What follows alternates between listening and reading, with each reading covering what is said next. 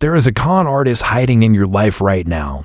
He isn't hiding under your bed. He isn't lurking in your closet. He is sitting right at your desk. He's the one accepting the compliments people give you. He's the one smiling and saying thank you when your boss offers you a promotion. And you know what the scariest part is? Every morning, when you stand in front of the mirror to brush your teeth, he stares right back at you. Because that con artist is you, or at least, that is what you believe. Welcome to the darkest corner of success. Let's visualize this moment. You just crushed a major project. The applause is loud. The eyes of admiration are all on you. A colleague pats you on the back and says, "Great job. You are a total genius." Logically, you should feel proud. Your brain should be flooded with dopamine, but it's not. Inside your chest, your heart is pounding not with joy, but with terror. A cold, whispering voice echoes in your head. They've been fooled. You aren't that good. You just got lucky. If they knew the truth about how much you struggled, they would laugh in your face. You smile back at them, but inside, you are shaking. You live in a state of constant fear.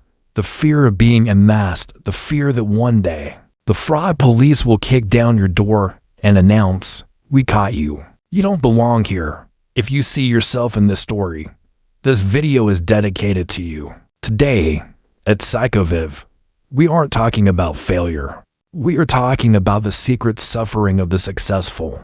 We are decoding Imposter Syndrome, the psychological ghost haunting the brightest minds. Take a deep breath. Let's go find the truth. Part 1. The diagnosis first. Let's get one thing clear. You are not crazy, and you are definitely not alone. Did you know that even Albert Einstein, one of the greatest minds in human history, confessed to a friend near the end of his life, "The exaggerated esteem in which my life work is held makes me very ill at ease. I feel compelled to think of myself as an involuntary swindler." Maya Angelou, a world-renowned author with 11 best-selling books, once said, "I have written 11 books, but each time I think, oh, they're going to find out now. I've run a game on everybody, and they're going to find me out." See, if Einstein and Maya Angelou felt this way, your feelings have a legitimate psychological basis. So, what exactly is imposter syndrome? It isn't a disease listed in medical textbooks. It is a psychological phenomenon, a cognitive distortion, where you cannot internalize your own success. Imagine your brain as a house with an air filtration system. For a typical person, when success arrives, the filter opens up, letting in joy and self-esteem. But for someone with imposter syndrome, the filter is broken. When success comes, the filter blocks it out, labeling it as luck, timing, or help from others. But conversely, when you make even the smallest mistake, the filter sucks it in immediately and labels it. This is proof of your incompetence. You hold a brutal double standard. You allow others to make mistakes, but for yourself, a mistake is evidence that you are a fraud. Why do we do this to ourselves? Why do we become our own harshest judges? To answer that, we have to travel back in time. Part 2. The origin story of the deep dive. Think back to when you were a child. Maybe you grew up in a family where your value was measured by your grades. You got an A-. Why wasn't it an A+? Look at your cousin. He's good at math and sports. Or consider a more subtle scenario. You were labeled a smart kid. Sounds like a compliment, right? But that label can be a curse. Because when you are praised for being naturally smart, you begin to fear difficult challenges. If you have to struggle to solve a math problem, it implies you aren't smart anymore. To protect the title, you start hiding your effort. You pretend everything is easy. And when you succeed, you feel like you're lying to everyone because, in reality, you were working yourself to the bone. Psychology calls this the collision between the public self and the private self. On social media, on your LinkedIn profile, you are a shining star. But in your bedroom at 2 a.m., you feel like a mess. You see all your anxiety, your failed drafts, and those embarrassing Google searches nobody else sees. And because you only see your own messy backstage, while only seeing everyone else's polished front stage, You conclude, they are actually talented. I'm just acting. Part 3. The 5 Faces of the Imposter. Valerie Young identified 5 common types of imposters. Listen closely and see which mirror reflects you. 1. The perfectionist. This is the most common type. To you, 99% is a failure. You set impossibly high goals. When you hit 99% of your target, you don't celebrate. You punish yourself for the missing 1%. You always feel your work isn't good enough, and you're terrified others will spot the tiny flaw. 2. The superwoman, superman. You feel like a fake among talented colleagues. So you try to compensate by working like a maniac. You are the first one in and the last one out. You don't dare to rest because you fear that if you stop, your cover will be blown. You aren't working for achievement. You are working to cover up your insecurity. 3. The natural genius. You believe competence means ease. If you take a long time to master a new skill, you feel shameful.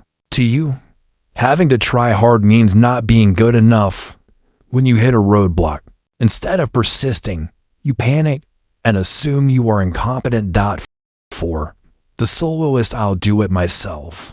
That is your catchphrase. You refuse help because you fear that if you ask for assistance, people will realize you don't know what you're doing. Asking for help, to you, is an admission of failure. You would rather stay up all night struggling than ask a simple question. 5. The expert. You never apply for a job unless you meet 100% of the requirements. You constantly take courses, get certifications, and read books because you fear you lack knowledge. Even though you know a lot, you always feel like you know nothing. The fear of someone asking a question you can't answer haunts you every day. Where do you see yourself? Maybe a little bit of everything. Part 4. The price you pay and the toxic psych life. You keep letting this imposter drive the car of your life. What happens? It creates a cycle of anxiety. You get a new task. You panic that you'll be exposed. You either over-prepare or procrastinate out of fear. When the task is done and successful, you feel a brief relief.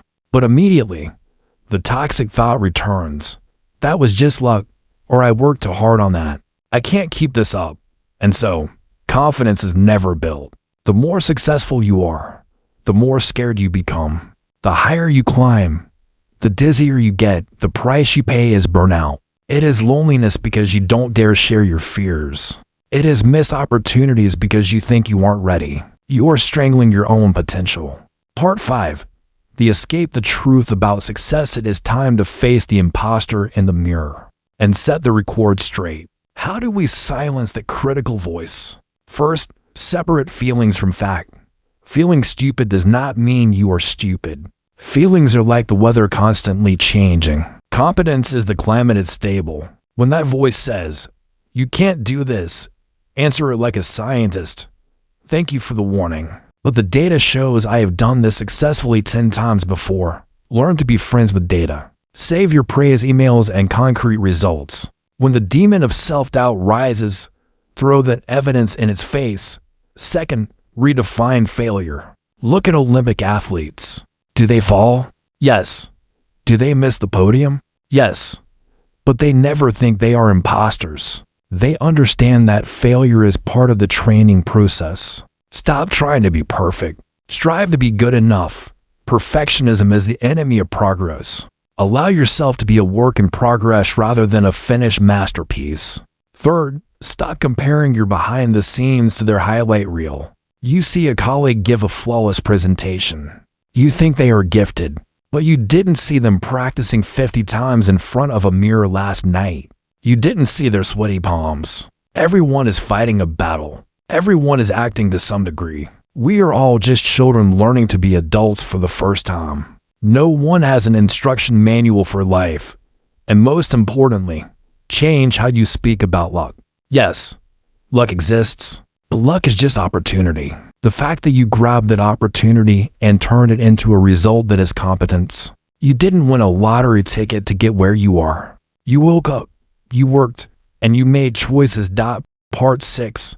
Conclusion. You are real. Finally, I want you to memorize this mantra. Write it on a sticky note, put it on your computer screen, or tattoo it on your mind. Your success is real. The fear is the liar, that imposter in your head. He doesn't actually want to hurt you. He is a primitive defense mechanism trying to protect you from shame and rejection. He is like an overprotective bodyguard forbidding you from leaving your comfort zone. But you don't need that protection anymore. You are strong enough to face the spotlight. The next time the voice whispers, "Who gave you permission to stand here?" raise your head high, smile, and reply, "I did. I worked to stand here." You are not a fraud. You are a growing human being, and your anxiety only proves one thing. You truly care about doing a good job, and that alone is proof enough that you are worthy. Outro and call to action is the feeling of being unworthy holding you back. Which of the 5 imposter types I mentioned do you identify with? Be brave and leave a comment below. Admitting it is the first step to destroying it. I read the comments, and I am here with you.